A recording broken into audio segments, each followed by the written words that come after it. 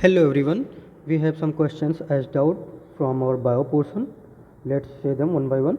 The first question is the minimum DDT concentration in aquatic food chain shall occur in. Minimum DDT concentration किसमें होगा? तो primary consumer means चलेगा नहीं, ये नहीं होगा। प्राइमरी प्रोड्यूसर करेक्ट है, सेकेंडरी प्रोड्यूसर गलत, टॉप कंज्यूमर गलत। आपका सेकंड आंसर होगा। देखिए ये जो डाउट आया था इसमें मुझे से ये बोला गया था कि सारे ऑप्शन क्लियर हो रहे हैं बट फर्स्ट ऑप्शन में डाउट है। तो देखिए यहाँ पे जो एक्वेटिक फूड चेन होती है इसमें आपका T1 लेवल पे अगर ड्रॉ करते हैं मीन्स आपका सबसे स्टार्टिंग जो होगा ये होगा phytoplankton, then after zooplankton, then after small fishes and then the large fishes and so on.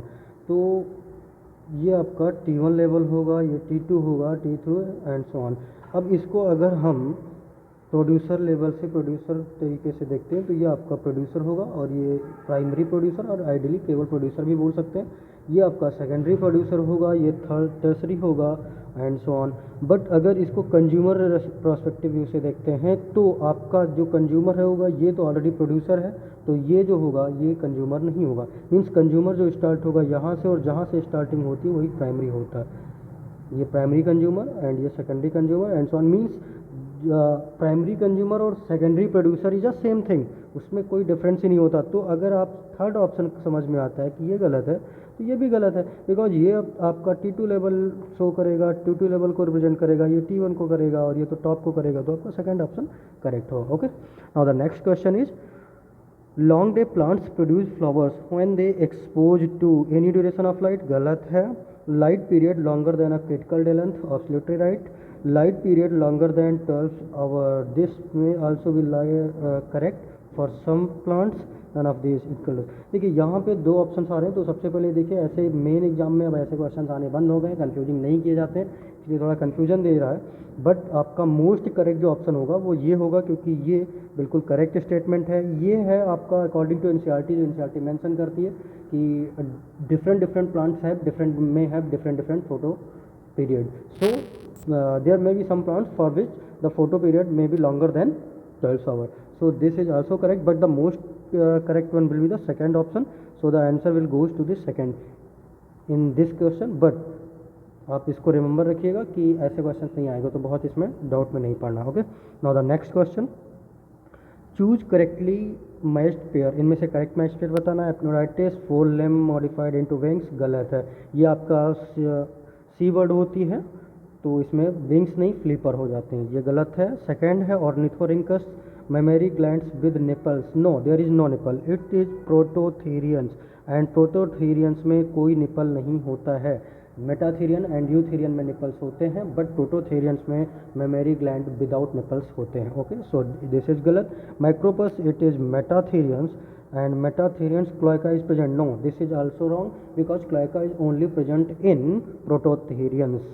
So means इसका करेक्ट आंसर ये है और इसका करेक्ट ये है, इंटरचेंज कर दिया गया तो ये गलत है।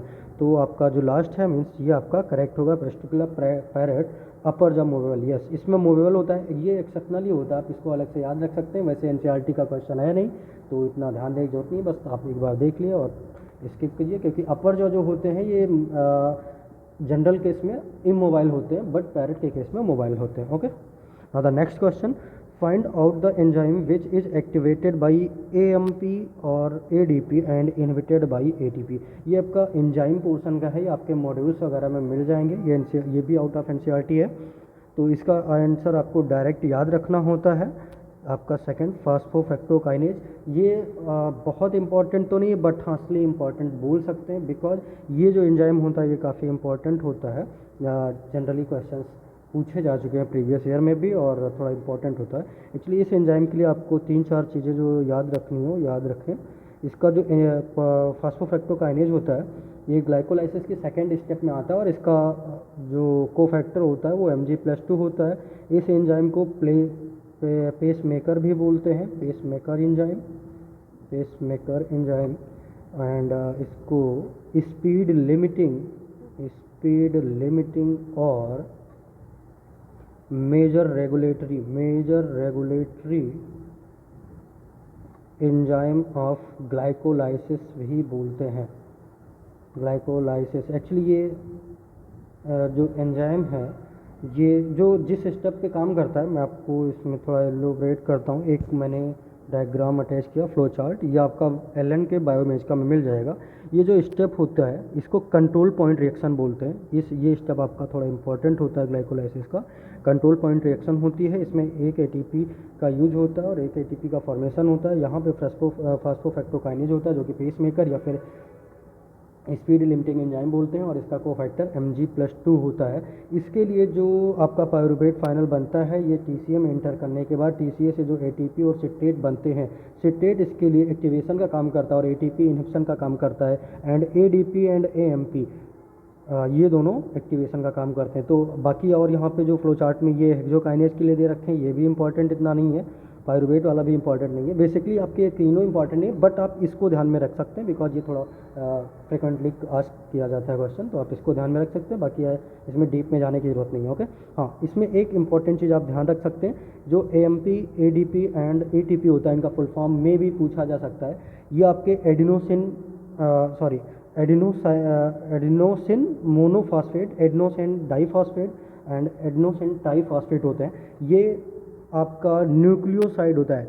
एक एडेनिन होता है जो कि N2 बेस होता है, नाइट्रोजनस बेस होगा, और एडिनोसिन होता है तो न्यूक्लियोसाइड होता है। तो ऐसे क्वेश्चन इस पर पुटअप कर सकते हैं, फुल फॉर्म भी पूछ सकते हैं या फिर ऐसे पूछ सकते हैं, ये नाइट्रोजनस बेस है, इसमें नाइट्रोजनस बेस को रिप्रेजेंट करेगा, ये न्यूक्लियोसाइड को, तो ये आप ध्यान में रख सकते हैं, फुल फॉर्म याद रख सकते हैं। Okay, so this is the last question. Okay, thank you.